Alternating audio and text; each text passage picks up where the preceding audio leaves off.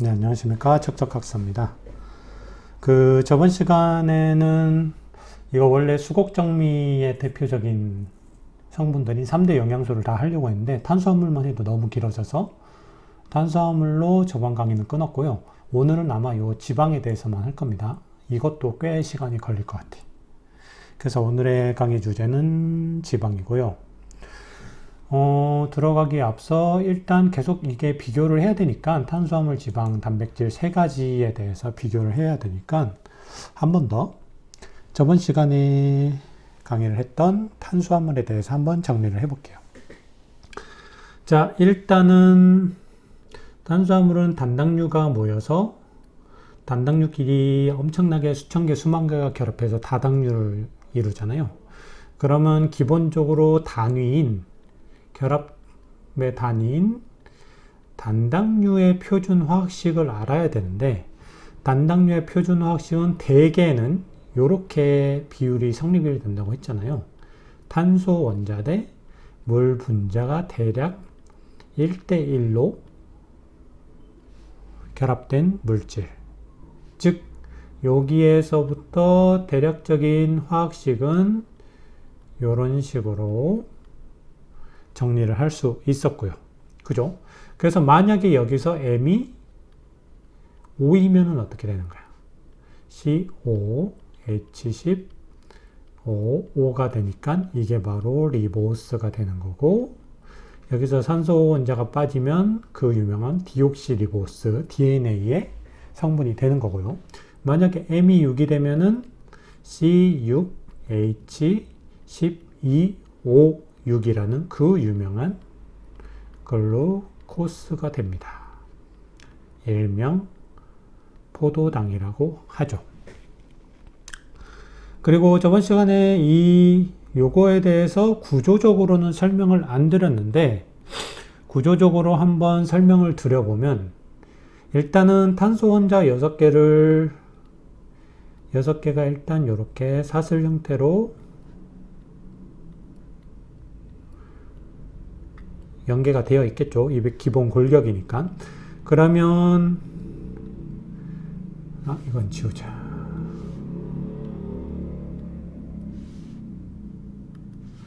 가운데 있는 4개의 탄소들은 어쨌든 팔이 2개밖에 안 남고 양쪽 끝에 있는 애들은 3개씩 남을 텐데 어떻게 구성이 되냐면 일단은 하나의 산소 원자와 이렇게 이중 결합을 합니다. 그럼 2개를 썼으니까 하나 남겠지. 그래서 이쪽은 하나는 H랑 결합을 하는 거야.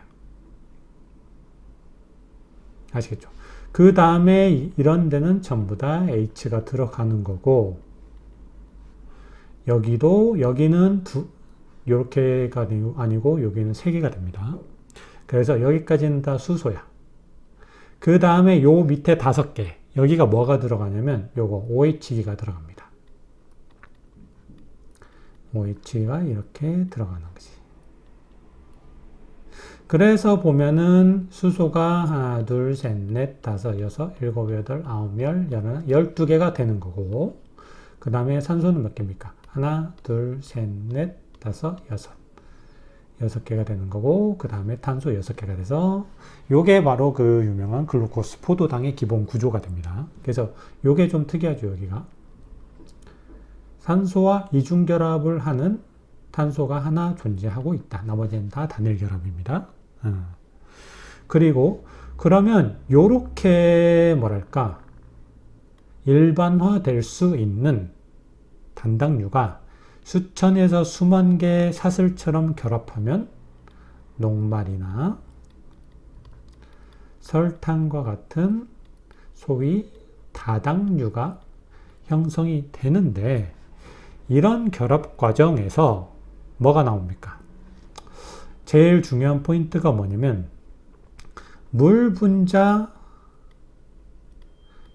즉 단당류에서 다당류로 갈 때 물 분자 1개가 빠져나갑니다. 그래서 말 그대로 탈수 현상이 일어나죠. 그리고 이 결과 원래 기존의 포도당 예를 들어서 2개보다 이거에 결합하는 상태에서는 물 분자 하나가 빠져나가기 때문에 각자 개별적으로 있는 상태보다 뭐랄까 분자량이 조금 작아지겠죠. 그러면서 이 물 분자 한 개가 빠져나가는 탈수 현상에 의해서 뭔가가 축소된 채로 결합하게 됩니다. 그래서 이거를 탈수 축합 반응이라고 하는 거지. 아시겠죠? 그래서 이거는 그림으로 보면 이렇게 되지. 여기 보시면 이렇게 됩니다.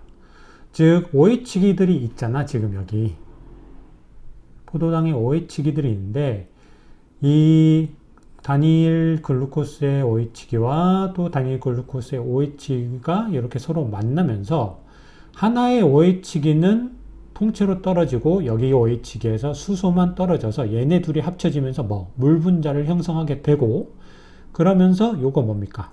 산소 원자 하나를 브릿지로 해서 얘네 둘이 결합이 되는 거야. 이게 바로 탈수 축합 반응이라 이거지.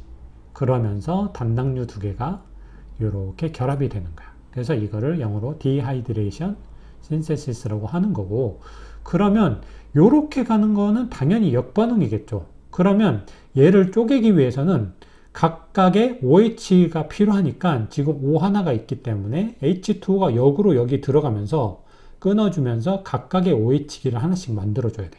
이게 바로 하이드로라이시스, 즉 가수분해라는 겁니다. 아시겠죠? 그래서 역반응은 이렇게 되는 거야.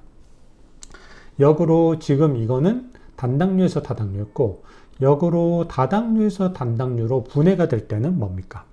물 분자 하나가 들어가면서 생기는 가수 분해가 나타나게 되는 거지. 하이드로라이시스가 나타나게 되는 거고, 그리고 이 반응, 특히 단당류의 두 단당류의 하이드록실기 있죠. 얘네 둘이 만나서 물 분자 한 개가 이렇게 빠져나가면서 생기는 결합. 그럼으로써 산소 원자 하나를 브릿지로 생기는 요 결합 자체를 요 탈수 축합 반응에 의해서 생긴 요 결합 자체를 특별히 글리코사이드 결합이라고 합니다. 아시겠죠? 그러면 단당류 사이의 요 탈수 축합 반응에 의해서 생긴 결합은 글리코사이드 결합이고, 지방 단백질 사이의 탈수 축합 반응에 의해 생긴 결합은 이름이 또 다르겠죠. 지금 그거를 설명하기 위해서 요거를 따로 설명을 한 겁니다.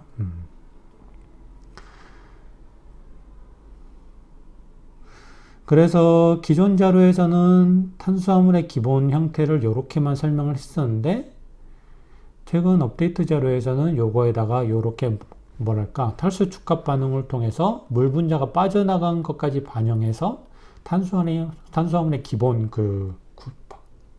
반응식, 화학식을 조금 업데이트 해놨거든요. 그렇기 때문에 참고를 하십시오. 기존 자료 구매하신 분들은. 이게 전반적인 포도당의 내용입니다.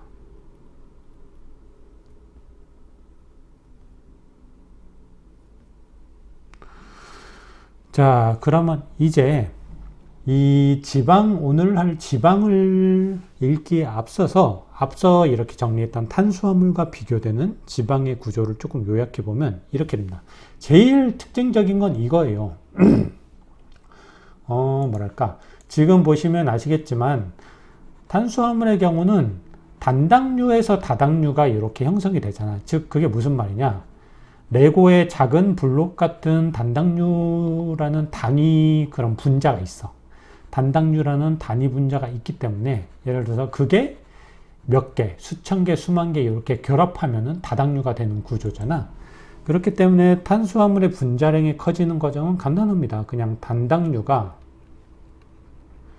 여러 개 이렇게 N개 결합되면은 그냥 분자량이 큰 다당류가 형성이 되는 거야.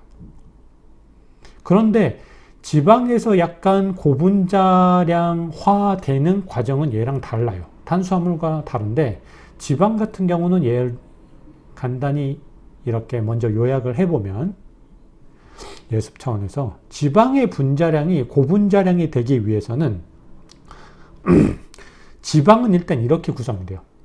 글리세롤이라는 거의 고정된 분자가 있거든. 고정된 분자가 있어. 그리고 여기에 세 분자의 지방산이 결합이 된단 말이야. 이게 다 지방산입니다. 지방산 세 분자가 결합이 되는데, 말씀드렸듯이 이 글리세롤은 고정된 분자야. 분자량이 고정돼 있거든. 그러면 이 단당류에서 다당류로 가는 것처럼 지방의 분자량 자체가 커지기 위해서는 어떻게 되어야겠어요? 이 지방산이 길어지면 되는 거야. 이 글리세롤과 결합하는 지방산 세 분자의 분자량이 커지면 되는 거지. 그래서 좀 다르죠. 뭔가 단위 블록 같은 게 똑같은 게 N개 이렇게 결합되면서 분자량이 커지는 탄수화물과는 달리 뭔가 큰 상태의 지방산이 글리세롤에 결합되어야만 고분자 지방산이 되는 거야. 그게 탄수화물과 요 지방의 어떤 결정적인 구조적 차이인 것 같아요. 이 관점을 기본으로 삼고 한번 지방을 정리해 보겠습니다. 지방에 대해서. 자, 우선은 기억에 대해서 읽어볼게요. 기억이 여기까지입니다. 여기까지 읽어볼 건데, 자, 지방 일반적으로 95% 이상은 탄화수소 사슬 범주에 속한 물질들로 구성이 되고, 잔여 5% 정도는 세 개의 지방산과 글리세롤, 즉 여기까지만 일단 할게요. 95% 이상은 구체적으로 보면 탄소 원자와 수소 원자가 길게 사슬 형태로 연계된 수십 가지 종류에 달하는 탄화수소 사슬 범주에 속한 물질들로, 나머지는 후술될 글리세롤 구조물에 결합되기 위한, 아까 말했죠. 글리세롤이라는 고정 분자가 있고 여기에 지방산 구조가 결합되잖아. 그지? 나머지는 후술될 글리세롤 구조물에 결합되기 위한, 자, 이게 중요합니다. 카복실기가 결합된 세 개의 지방산과, 자, 그럼 카복실기가 뭔지 알아야 돼. 일단 이렇게 됩니다. 탄소와 산소의 이중결합이 형성된 카보닐기, 그리고 COH에, 이건 했던 거죠. 하이드록실기로 구성된 COOH 구조를 카복실기라고 해.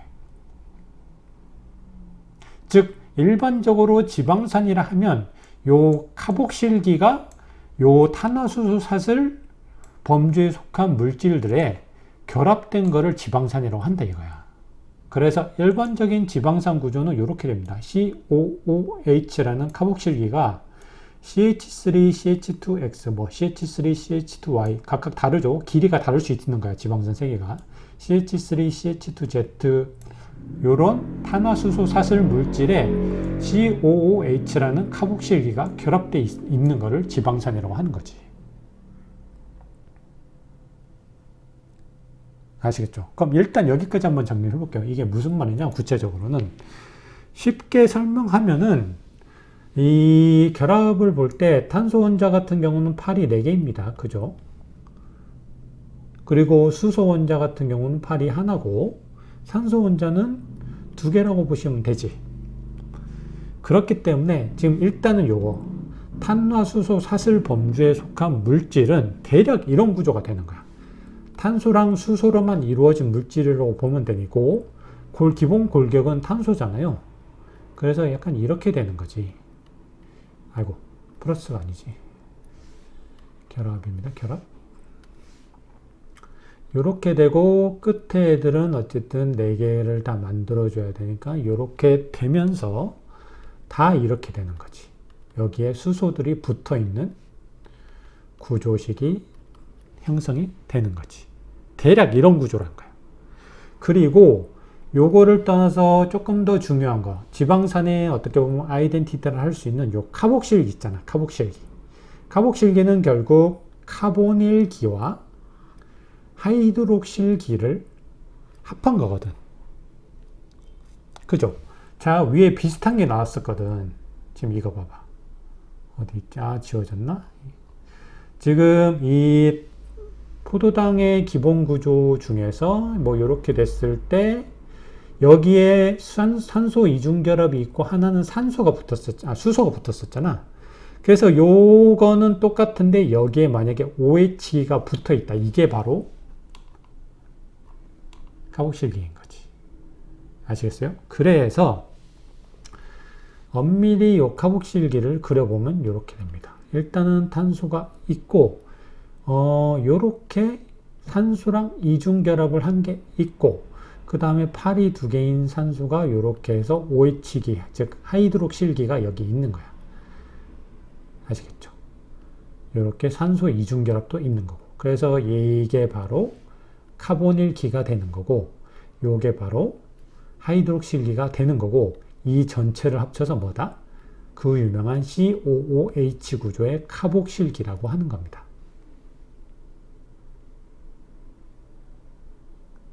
아시겠죠? 그래서 결국 이 지방산이라는 거는 이 구조와 기본적으로 요 구조와 요 구조가 합쳐져야 돼. 그래서 그려보면 어떻게 되느냐?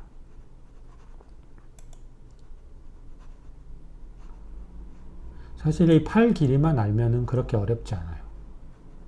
구조 그리는 거는. 구조를 그려야 좀 이 화학적인 내용이 좀 명백해지기 때문에 그리는 겁니다. 그래서 약간 이렇게 되는 거지. 몇 개 그려보자. 이렇게 된다고 쳐. 그러면 일단 여기 초반에는 다 탄화수소 사슬 범주에 속한 물질들이기 때문에 이거는 전부 다 뭐가 붙어 있어? 탄소랑 수소로만 구성이 돼 있는 거야. 일단은 이 길이가 엄청나게 길 수도 있고 엄청나게 짧을 수도 있고 그런 거야. 그런데 이 최종 탄소에 이 탄소는 어쨌든 팔이 4개가 되기 때문에 3개가 남는데 그 중 하나는 이렇게 산소와 이중결합을 형성하면서 카보닐기를 형성하고 그 다음에 하나는 이런 식으로 가면서 이렇게 하이드록실기를 형성함으로써 얘네 둘이 합쳐진 카복실기가 이 길다란 탄화수소 사슬 구조의 물질의 끝에 붙는 거지. 이게 바로 기본적인 지방산 구조가 되는 겁니다. 아시겠죠? 그러면 보세요. 결국 이거는 이 지방산의 길이를 좌우하는 건 결국 이거거든. 보시면은 지금 얘는 무조건 하나야. CH3는 하나야. 그지? 한 개예요, 얘는. 그리고 이것도 보세요.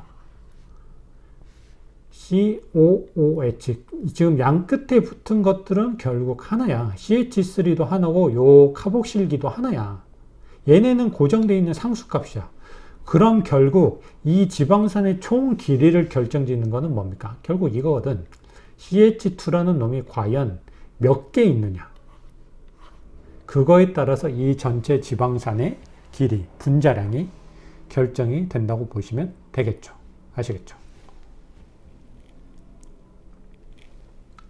지금 뭔 말인지 알겠죠? 그래서 지방산의 기본적인 내용은, 기본적인 구조는 이렇게 되고요. 자, 그 다음에 이 예시를 한번 읽어볼게요. 이것도 엄청 중요한 내용입니다. 보시면. 자, 볼게요. 자, 이중결합으로 구성된 카보닐기를 제외한 카보닐기를 제외한 자, 이게 어디입니까? 이중결합으로 구성된 카보닐기를 제외하면 대부분이 다 이렇게 뭡니까? 단일결합이지. 대부분이 단일결합인데 여기서는 이게 꼭 단일결합이 아닐 수도 있다는 말을 하는 거야. 즉 모든 결합이 탄소 원자와 연결될 수 있는 모든 결합이 수소 원자와의 단일 결합인 형태이기 때문에 결과적으로 완벽한 직선 구조의 사슬 형태를 띠므로써 분자 간의 빈틈없는 밀착이 가능해져 버터 비계와 같이 상온에서 고체 상태를 유지하게 되는, 따라서 저장 밀도적 측면에서 최고의 효율을 보여주는 지방산의 구조가 있는데, 이게 바로 그 유명한 Saturated Fatty Acid, 포화 지방산이 됩니다.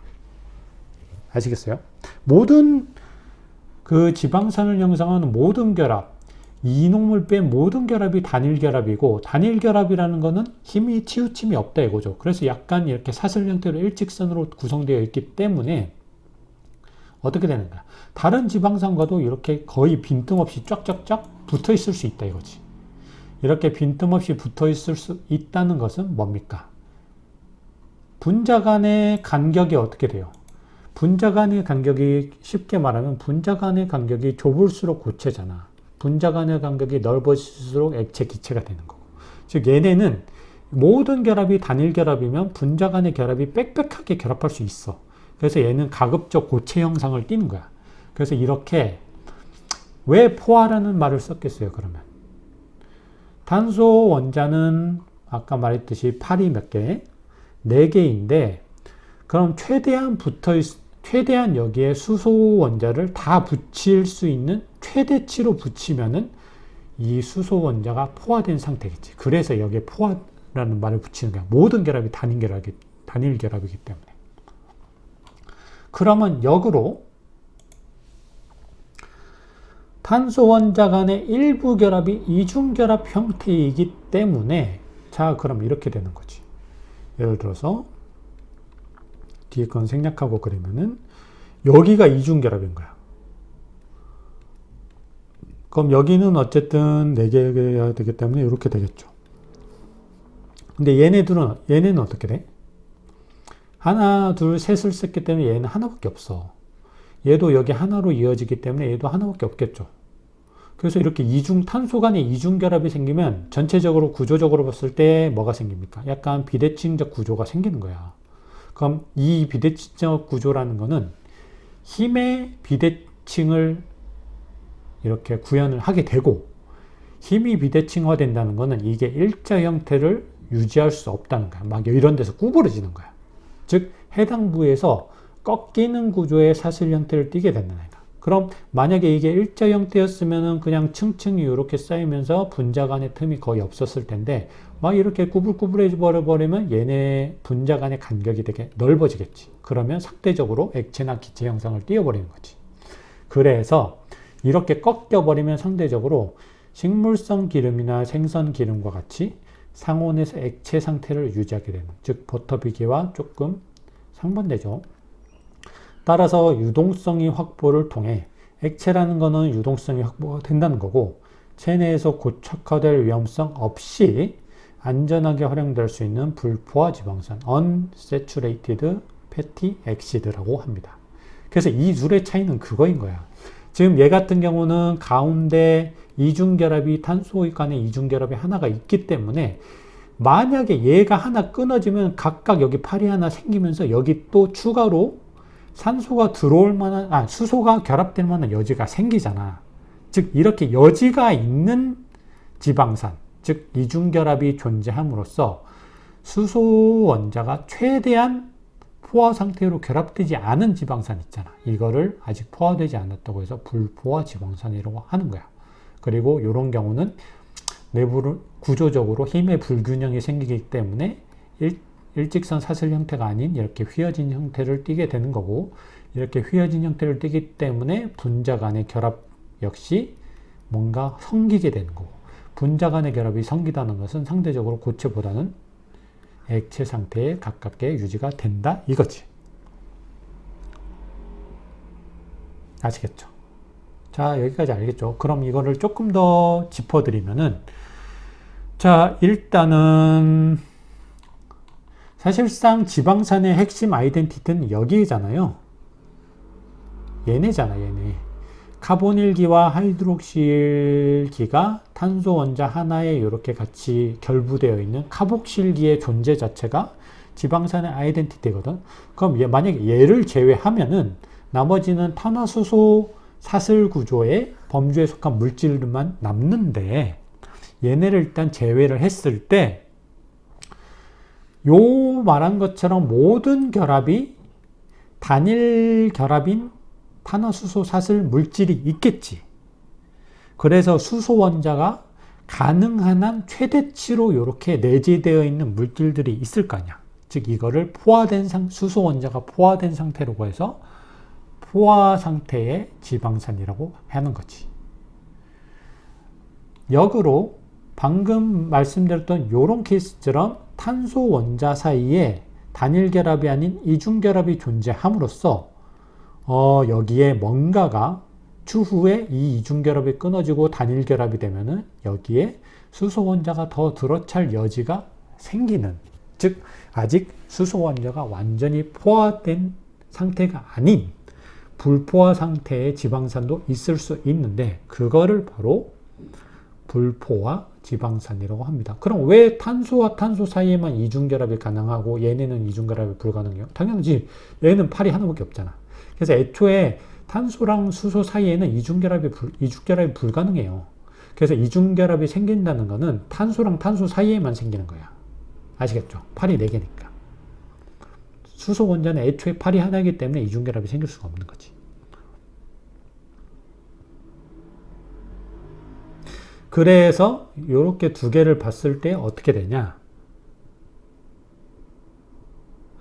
이 수소 원자의 포화도, 즉 수소 원자가 들어찬 정도가 높을수록 어떻게 됩니까?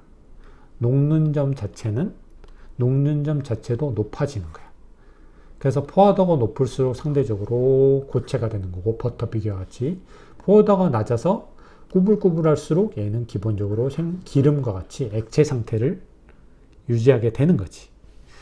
그러면 이 지금 포화지방산은 안 좋고 보통 불포화지방산은 좋다고만 얘기를 하잖아요. 다 장단점이 있는데 결정적인 차이가 뭡니까? 이중결합 외에도 동일 부피 대비 수소 원자 개수가 차이가 나는 거야. 수소 원자 개수가. 그치? 얘는 가뜩이나 포화지방산 같은 경우는 고밀도로 존재하는데 그 와중에 수소 원자 개수도 엄청나게 많아. 수소 원자 개수가 맥스야. 최대치야. 그런데 얘는 부피도 상대적으로 큰데 수소 원자 개수가 맥스 최대치가 아니거든. 근데 저번 시간에 말씀드렸듯이 우리가 ATP를 합성하기 위해서는 핵심적으로 필요한 게 뭡니까? 수소 원자와 고에너지 전저였잖아. 결국 이 수소 원자는 요 에너지원이 많을수록 좋은 거야. 그래서 상대적으로 포화지방산이 불포화지방산보다 에너지원으로서의 가치는 더 높은 거지.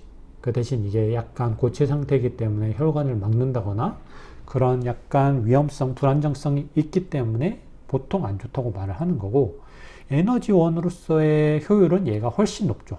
맥스 상태야. 얘는 상대적으로 에너지원으로서의 효율은 떨어지지만 상대적으로 혈관이나 이런 걸 막지 않기 때문에 조금 좋게 평가를 하는 거고, 이 불포화지방산 같은 경우 아시겠죠? 그래서 여기서 포화지방산과 불포화지방산의 결정적인 핵심적인 차이는 뭐다? 수소 원자, ATP 합성에 활용될 수 있는 수소 원자가 가득 들어찬 상태이냐 아니면 아직 들어갈 만한 여지가 있는 상태이냐의 차이로 포화지방산과 불포화지방산을 나누는 거지. 아시겠죠? 자, 그럼 니은도 읽어봅시다. 니은부터 어디까지 읽었냐면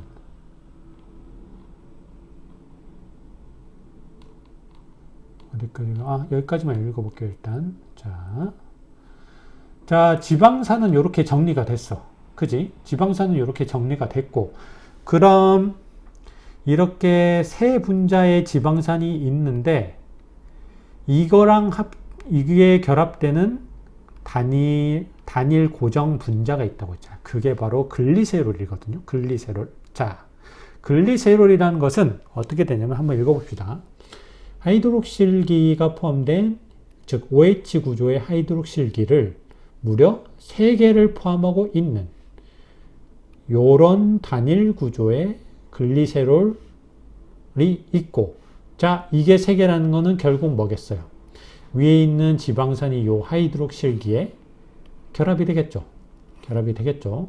근데 이 결합도 앞서 포도당을 그 복습하는 차원에서 설명해 드렸을 때 잠깐 언급했던 것처럼 이렇게 됩니다. 즉 이런 구조의 지방산과 이런 구조의 글리세롤 간에 일어나는 세 개의 지방산 각각에 존재하는 카복실기의 하이드록실 기화. 자, 지방산의 아이덴티티죠. 여기입니다. 카복실기가 있는데 카복실기는 카보닐기와 하이드록실기로 나뉜단 말이야. 즉 여기서 요 하이드록실기, OH기 요것과 글리세롤에는 3개의 하이드록실기가 있다고 방금 설명드렸잖아. 그지? 글리세롤의 하이드록실기가 결합해서 여기서도 마찬가지로 OH와 OH가 만나서 어떻게 됩니까? 물 분자 하나가 빠져나가면서 결국 어떻게 돼? 이렇게 되는 거야. 물 분자가 되며 빠져나가는 탈수 축합 반응을 통해서 결합이 형성이 된단 말이야. 글리세롤과 여기서도 탈수 축합 반응이 나타나는 거야. 그래서 아까 포도당의 OH, OH 사이에서 일어나는 탈수 축합 반응을 통해 생성되는 결합을 뭐라고 했어요? 글리코사이드 결합이라고 했지. 그러면 비슷하게 하이드록실기 사이에 나타나는 결합이지만 한쪽은 글리세롤의 하이드록실기, 한쪽은 뭐? 지방산. 즉 카복실기에 포함된 하이드록실기. 요 둘 사이에 일어나는 탈수 축합 반응은 구조적으로 약간 성분적으로 얘랑 다르죠. 다르기 때문에 얘는 이름을 따로 불러. 그래서 이 탈수 축합 반응을 통한 결합을 뭐라고 하냐? 그 유명한 에스테르 결합이라고 합니다. 즉 지방산과 글리세롤 사이에 나타나는 요 탈수 축합 반응에 의해 생성된 요 결합은 바로 에스테르 결합이라고 명명을 하는 겁니다. 요 에스테르 결합을 기반으로 요것과 같은 화학식으로 일반화될 수 있는, 그럼으로써 분자량 대비 다량의 수소 원자를 함유해서 단위 에너지량이 높은 고에너지 탄화수소 구조의 모든 물질을 우리가 지방이라고 명명을 하는 거야. 여기까지 읽어볼게요, 일단. 자, 그러면 아까는 뭐랄까? 글리세롤 하나에 지방산 3개가 이런 식으로 에스테르 결합을 형성하는 것을 우리가 지방이라고 일반화했는데 이것만 지방이 아닙니다. 여기서 예시에서 정확히 설명을 드릴게요. 일단 이렇게 일반화하긴 했어요. 설명의 편의를 위해서 이렇게 설명을 드렸는데, 자, 여기 나옵니다.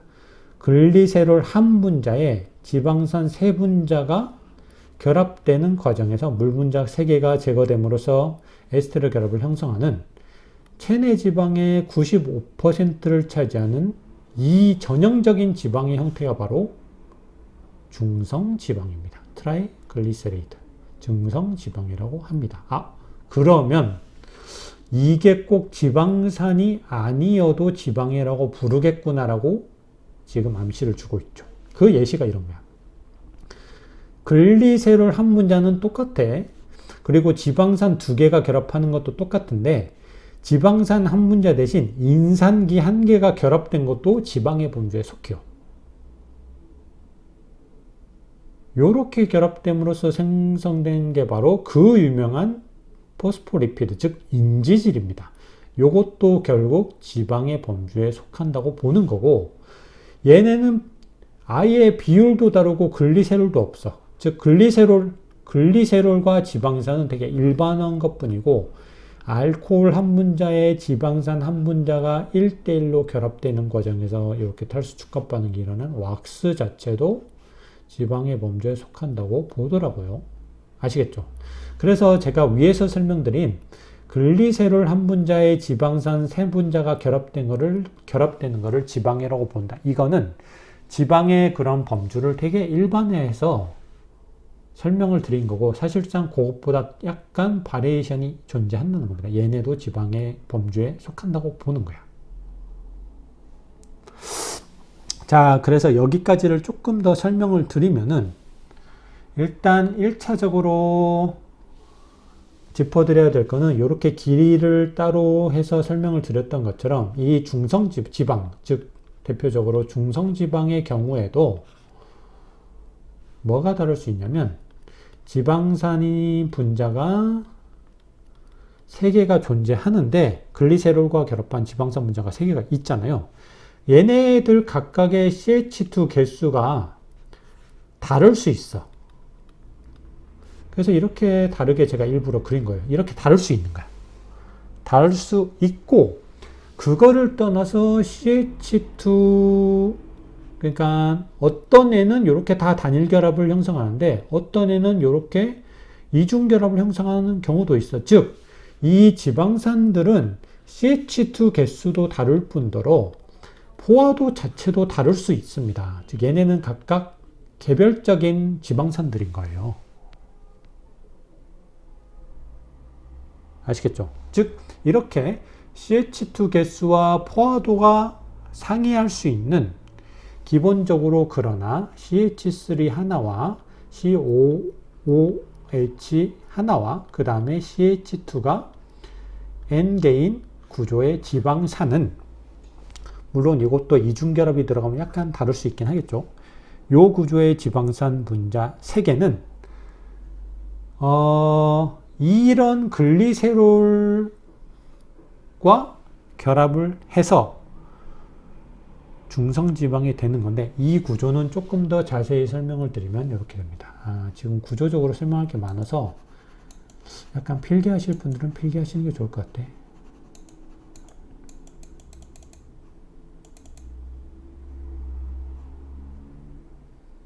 그냥 버벅대네.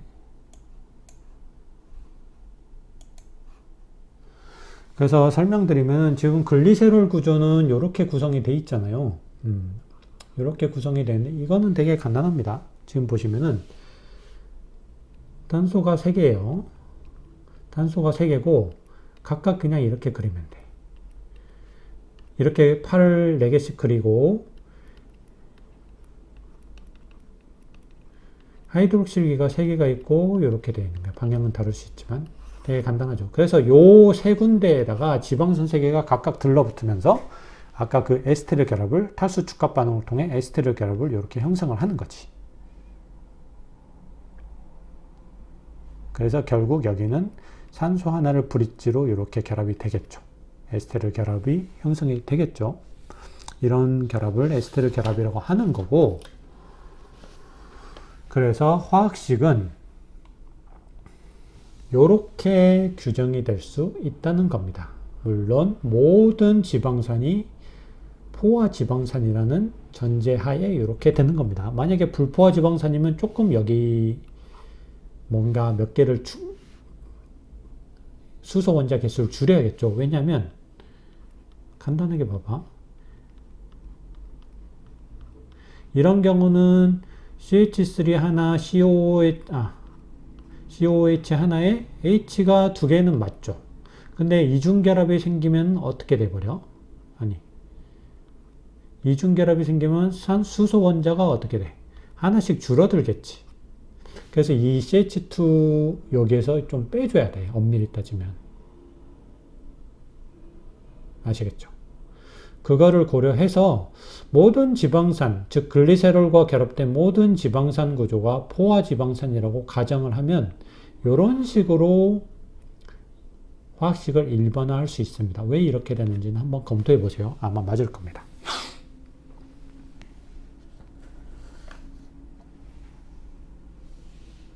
자, 그러면 밑에를 조금 더 읽어보죠. 자, 그러면 동일 분자량의 탄수화물에 비해 상당한 양의 산소가 충분하게 공급될 경우에 한해 지방산의 탄화수소사슬이 긴 지방일수록 훨씬 다량의 고에너지 전자를 방출할 수 있게 되며, 특히 전술된 것처럼 가뜩이나 적은 물분자의 비율을 보유한 지방 중에서도 다량의 물분자가 제거되는 방식으로 생성되는 중성지방의 경우, 이거는 예를 들어서 중성지방이나 인지질 같은 경우는 기본적으로 3개의 이 에스테르 결합이 3개잖아요. 즉 물 분자 3개씩의 결합이 빠져나가거든. 근데 왁스 같은 경우는 물 분자 하나가 제거되고 스테로이드 같은 경우는 0개가 제거가 됩니다. 즉 이런 물 분자가 제거되는 방식으로 생성되는 중성지방의 경우 상당히 많은 물과 혼재된 채로 체내에 존재하는 대표적 탄수화물인 글리코겐과는 달리 글리코겐 역시 탈수 축합 반응을 통해서 생성이 되지만 많은 그런 물에 둘러싸여서 수화구 상태로 존재한다고 했잖아. 그래서 지방은 상대적으로 거의 순수한 에너지원의 수재 상태로 체내에 비축될 수 있기 때문에 장기간 비축 용도로서의 에너지원으로는 최적화된 물질에 해당된다고 볼 수 있습니다. 단, 이 지방은 소수성이 강해. 하이드로포비시티라고 하거든. 물하고 조금 멀어지려는 성질이에요. 그렇기 때문에 혈관 내부는 사실상 물이죠, 대부분. 혈관 내부를 통한 운반성은 현저히 낮은 편이며, 그리고 기존 분자 구조에 다량의 산소 원자가 포함된 탄수화물과는 달리 분해될 때 엄청난 양의 산소가 필요하기 때문에 즉각적인 에너지 대사가 필요한 상황에서는 부적합한 물질이기도 하다. 이렇게 설명을 할 수 있습니다. 자, 여기서 조금 이해를 하셔야 되는 게 뭐냐면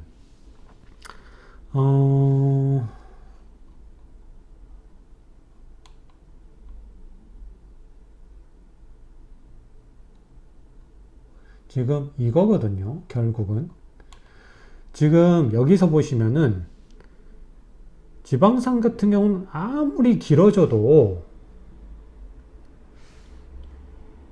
어디 있냐? 이거는 글리세롤이죠. 글리세롤은 단일 분자이기 때문에 지금 산소가 몇 개가 있습니까? 산소는 3개밖에 없어. 그리고 지방산 같은 경우는 어떻게 됩니까? 위에서 보시면 아시겠지만 지방산 같은 경우는 산소는 여기 2개밖에 없어. 그죠? 나머지 여기는 탄소랑 다 탄소랑 수소 덩어리야. 그럼 이게 아무리 길어진다고 해도 얘는 탄소 2개밖에 안 갖고 있어. 그럼 얘가 3분자가 붙은다고 하더라도 탄소 몇 개? 산소 6개밖에 없거든. 그럼 얘랑 합쳐봤자 기껏해야 9개란 말이야. 그지? 기껏해야 9개밖에 없는 거야. 그 와중에 결합되면서 H2O 날아가거든. 그럼 기껏해야 대략 3분자가 H2O 3분자가 날아가면 얘는 기본적으로 지방산의 길이가 아무리 길다고 해도 산소 원자는 6개밖에 존재하지 않아. 산소는. 그죠? 그런데 포도당 같은 경우는 어떻게 됩니까? 위에서 제가 설명드렸었죠. 여기서 설명드렸잖아. 기본적으로 글루코스 같은 경우는 산소 원자가 6개를 기본적으로 깔고 시작해. 그럼 얘가 2개가 붙을 때는 어떻게 됩니까? C6H12O6 이게 단순히 2개가 붙으면은 H2O를 형성하면서 산소가 하나만 빠져나가서 수소는 2개가 빠져나가지만 산소가 하나가 빠져나가면서 산소 개수는 하나밖에 안 줄어. 2개만 결합됐는데도 불구하고 산소가 무려 11개가 돼. 그럼 이게 만약에 수천 수만 개 결합된 다당류이 같은 경우는 산소 개수가 기하급수적으로 늘어나겠죠. 이게 바로 지방과의 결정적인 차이입니다. 즉, 이 탄수화물 같은 경우는 다량의 산소를 이미 구조적으로 포함을 하고 있어. 그럼 상대적으로 수소 개수는 적겠죠. 동일 분자량에 비해서. 그런데 이 지방 같은 경우는 아무리 지방산이 길게 들러붙어 봤자 산소는 6개 정도밖에 없어. 나머지는 다 탄소 아니면 수소야. 이게 결정적인 차이거든.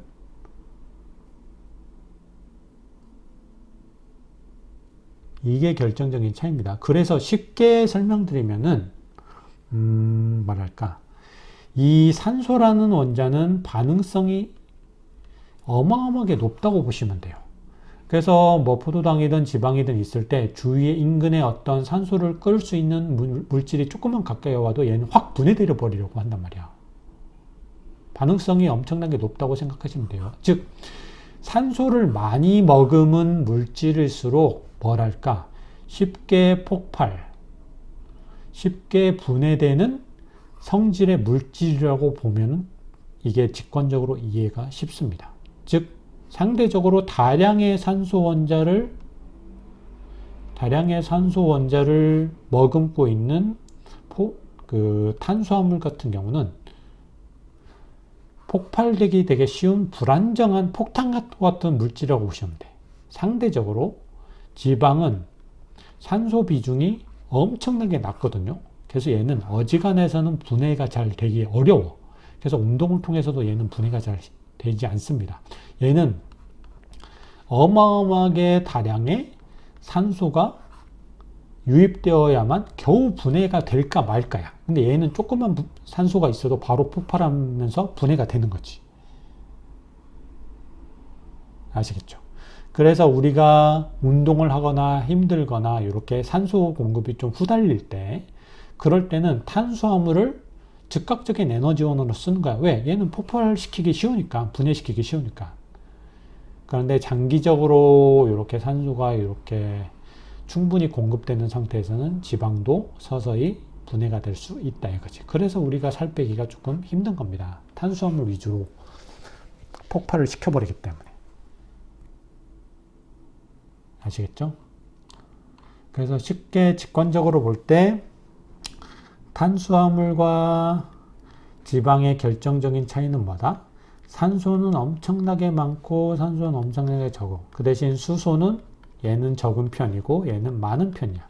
그래서 에너지원으로서는 얘가 뭐랄까 훌륭한 편인데, 대신 얘는 어마어마하게 많은 산소 원자가 공급이 되어야만이 에너지원으로 쓰일 수 있는 거야. 얘는 그래서 산소가 덜 공급되는 상황에서도 즉각적으로 에너지원으로 변환될 수 있다는 차이점이 있는 거지. 이게 바로 탄수화물과 지방의 결정적인 차이가 되는 겁니다. 아시겠죠?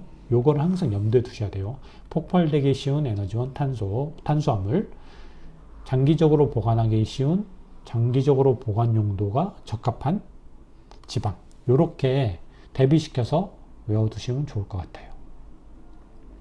자, 그리고 위에서 한번 언급을 했었는데, 이 인지질은 엄청나게 중요한 물질이기 때문에 한번 설명을 드릴게요. 자, 글리세롤의 세 하이드록실기 중 하나와 결합되는 부분이 아까 위에서 설명드렸었죠. 일반적으로 하나의 글리세롤에 지방산 분자 3개가 결합되면은 중성지방이라고 하는데, 하나의 글리세롤 분자에 지방산은 2개가 붙고 나머지 하나의 결합 포인트에 인산기 1개가 결합되면 이걸 바로 인지질이라고 하거든요. 포스포리피드라고 하는데, 자, 이게 그겁니다. 즉 글리세롤의 세 하이드록실기 중 하나와 결합되는 부분이 지방산이 아닌 PO4-3- 구조의 인산기 포스페이트 그룹인 경우의 지방을 특별히 인지질이라고 하는데, 이게 가장 포인트야. 소수성 하이드로포비시티와 진수성 하이드로필리시티를 띠는, 소수성을 띠는 무극성 상태의 일반적인 지방산 사슬 부분과 진수성을 띠는 극성 상태의 인산기 부분을 동시에 보유한 구조가 바로 이 인지질이고, 이 소수성과 친수성을 동시에 보유하고 있다는 요 성질이 어마어마하게 중요한 거예요. 요것 때문에 단순한 에너지원으로서의 역할만이 아니라, 어차피 저번 시간에도 말씀드렸듯이 인체는 물로 가득 찬 수성환경이거든. 그래서 이런 수성환경인 체내에 존재하는 인지질 이중층이라는 어마어마하게 중요한 개념이 있죠. 이러한 구조의 세포막과 같이 생명체계의 경계면을 형성하는 구조적 토대로서의 역할로, 에너지원으로서의 역할만이 아니라 이런 역할도 수행하게 된다 이거지, 이 인지질이. 자, 여기까지 할 건데 인지질을 조금 자세히 설명드리고 오늘 강의 마칠게요. 자, 인지질이라는 거는 결국 이 탄소 원자는 팔이 몇 개라고 했어요? 4개라고 했죠. 근데 이 인지질은 팔이 5개라고 보시면 됩니다. 쉽게. 팔이 5개인 점을 고려하면은 인 하나와 산소 4개가 결합된다고 했잖아. 자, 그러면 어떻게 돼야 되냐면 이렇게 돼야 됩니다. 하나와는 이중결합을 해야 돼. 5개니까. 그리고 나머지와는 이렇게 단일 결합을 하는 겁니다. 그러면 산소는 팔이 2개라고 했잖아. 그지? 얘는 팔 2개를 다 썼어. 근데 나머지 얘는 어떻게 됩니까? 팔 하나씩이 남잖아. 결합 부위가 하나씩 남아. 그래서 그걸 이렇게 쓰는 거야. 산소가 4개가 붙었는데 붙을 수 있는 팔이 3개가 더 남는다고 해서 이런 구조로 쓰는 거고, 이렇게 하면은, 근데 만약에 이런 구조들은 어쨌든 근처에 붙을 수 있는 게 존재하면 빨리 확 붙어버리려고 하겠지. 근데 여기에 만약에 수소이온이 돌아다녀. 체내에 수소이온이 돌아다니다가 요 한 군데에 딱 붙어버리면 어떻게 되냐. 이렇게 되겠지. 그럼 이때는 E-가 되는 거지. 전체적으로. 그리고 OH기, 즉 하이드록실기가 생기는 거지. 자, 하이드록실기가 생기면 어떻게 됩니까? 아까 글리세롤에 뭐가 3개가 있다고 했어? 하이드록실기가 3개가 있다고 했잖아. 그지? 근데 얘네 둘은 이미 지방산과 결합하면서 에스테르 결합을 형성했어.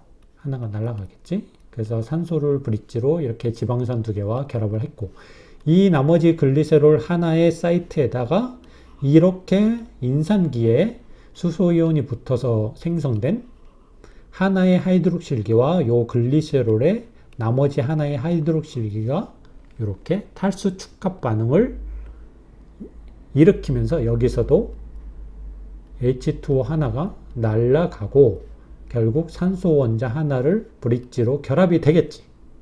그래서 지방산 2개와 요 인산기 하나가 결합된 글리세롤을 결합된 요 구조가 생기는데 요게 바로 인지질인 거고, 지금 요 결합 자체는 앞에서 말했던 뭡니까?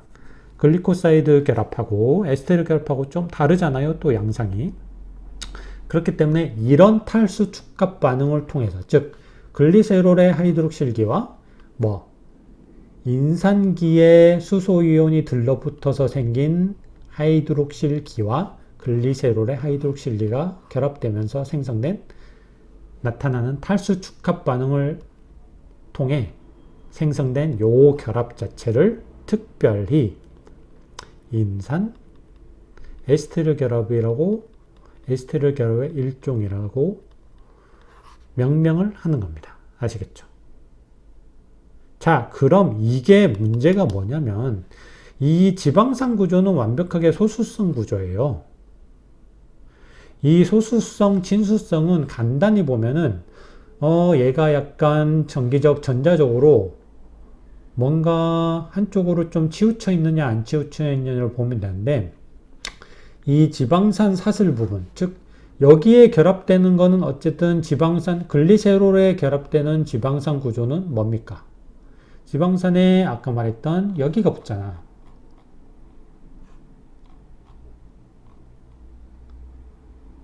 요 카복실기가 붙어버리잖아요.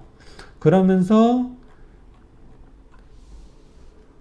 글리세롤에 붙은 요렇게 길쭉한 지방산 2개가 붙었다고 할 때 여기는 완벽하게 다 그냥 이거야. 이거잖아. 완전 탄화수소 CH 자체잖아. 얘네는 극성이라는 게 있을 수가 없어. 그냥 따따따따 다 붙어 있는 거야. 근데 여기 붙어 있는 게 바로 뭐다? 요 구조인 거지. 근데 얘네는 뭐다? 현재 E- 상태인 거잖아. 그죠? 정기적으로 극성을 띠거든. 그러면 일반적으로 어떻게 되냐면 극성과 친수성, 얘네는 무극성이니까 소수성이고 얘는 극성이니까 친수성인데, 얘네 둘은 최대한 멀리 떨어져 있으라고 해. 친하지 않아. 그래서 약간 이렇게 구조적으로 틀어버린단 말이야. 그래서 인산기가 이쪽에 남아있는 거고, 이렇게 길게 2개가 뭐야? 약간 소수성, 지방산, 꼬리를 형성하는 거야. 얘네 둘이 틀어지는 이유가 그거예요. 얘는 소수성이고 얘는 친수성이기 때문에 구조적으로 가급적 최대한 멀리 형성되는 방식으로 180도 형태로 틀어지려고 한다고 보시면 돼. 그래서 쉽게 보면은 요런 인지질 구조는 여기 자그마한 뭐랄까 인상기가 붙어있는 머리와 이렇게 엄청 길쭉한 뭐가 붙어있는 꼬리, 지방산 탄화수소 사슬이 붙어있는 꼬리 구조로 두 개로 형성이 되는 거지. 이게 바로 그 유명한 이겁니다. 이거 인지질을 형성하는 거야. 인지질 이중층을 형성하는 핵심적인 인지질의 구조가 되는 거죠. 그래서 여기 하이드로필릭 서피스는 요거 뭡니까? 이쪽은 친수성인 머리 부분이야. 인상계 부분이고, 여기는 뭡니까? 여기는 말 그대로 아까 그 탄화수소 사슬 구조, 무극성, 소수성, 하이드로포빅 레전이 되는 거지. 그래서 인지질 이중층이라는 거는 여기서도 알 수 있듯이 이중층 구조인 거예요. 이중층 구조. 그래서 이거는 쉽게 설명드리면은 어떻게 되냐면, 어쨌든 세포가 있을 때 다 수성 환경이잖아. 수성 환경이기 때문에 이 소수성 부분은 가급적 물하고 멀어지려고 한단 말이야. 그러면 예를 들어서 이렇게 되는 거지. 얘는 친수성이기 때문에 요 밖을 향해 있을 수 있지만 요 꼬리 쪽은 무조건 물로부터 멀어지려고 해. 그래서 이렇게 돼. 그래서 이중층 구조가 이렇게 되는 겁니다. 지금 여기도 수성 환경, 여기도 수성 환경이기 때문에 머리 쪽은 다 이쪽 수성 환경을 향해 있을 수 있어. 근데 꼬리 쪽은 이쪽을 향해 있을 수 없어. 왜? 얘네는 다 소수성을 띠기 때문에 얘네로부터 최대한 멀리 떨어져 있으래. 그래서 이 인지질 구조가 하나는 친수성을 띠고 요 반대쪽은 소수성을 띠기 때문에 얘네 둘이 이런 식으로 형성이 되면서 이렇게 수성 환경과 맞닿는 부분은 인상기가, 요 가운데 있는 부분은 소수성인 지방산의 탄화수소 사슬 구조가 이런 식으로 배치가 되는 거죠. 이게 바로 세포막의 구조가 되는 겁니다. 아시겠죠? 자, 그럼 여기서 조금 더 비집고 들어가면 어떻게 되냐면, 지금 상대적으로 얘를 머리를 크게 그렸지만 얘는 되게 작은 구조잖아. 그지?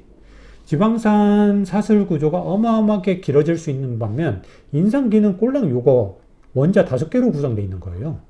그렇기 때문에 사실상 엄청 작게 그리고 얘네는 엄청 길게 그려야겠지. 이런 식으로 그려야겠지. 이런 식으로 그릴 수 있겠죠. 그래서 이 뭐랄까 인상기 머리 쪽은 약간 듬성듬성해. 요 간격이 듬성듬성하단 말이야. 그래서 어느 정도 작은 입자는 얼마든지 이쪽으로 비집고 들어갈 수 있어.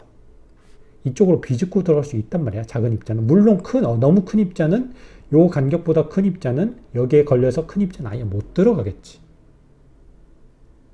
그런데 똑같이 들어간 물질이라 해도 만약에 친수성 물질이 있다면은, 친수성 물질이 이렇게 들어갔다면 어떻게 됩니까? 여기는 소수성 물질로 바글바글해. 그럼 여기를 통과 못하고 다시 튕겨 나가는 거야. 반대로 크기도 작으면서 소수성 물질이 있다? 그럼 여기도 아무런 거리낌 없이 이렇게 지나가서 세포 내부로 침투를 할 수 있는 거지. 아시겠죠? 그래서 쉽게 설명드리면은 요 겉에 요 층은 친수성 머리가 있긴 한데 요 비집고 들어갈 수 있는 틈이 비교적 넓어. 근데 여기는 워낙 분자량이 큰 구조물들이 소수성 구조물들이 존재하기 때문에 여기는 뚫고 들어가기가 친수성 물질은 사실상 불가능하다고 보면 돼. 그래서 좀 정리를 하면 어떻게 정리를 할 수 있냐면,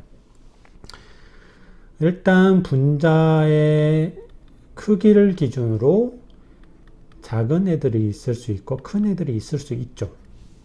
그죠? 분자의 크기를 기준으로 이렇게 나눌 수 있고, 그 다음에 물에 잘 녹는 수용성, 친수성, 물에 잘 녹지 않는 지용성 물질들이 있을 수 있지. 그래서 크기가 작으면서 지용성 물질들이 있을 수 있고, 크기가 작으면서 수용성 물질이 있을 수 있고, 큰 애들도 마찬가지죠.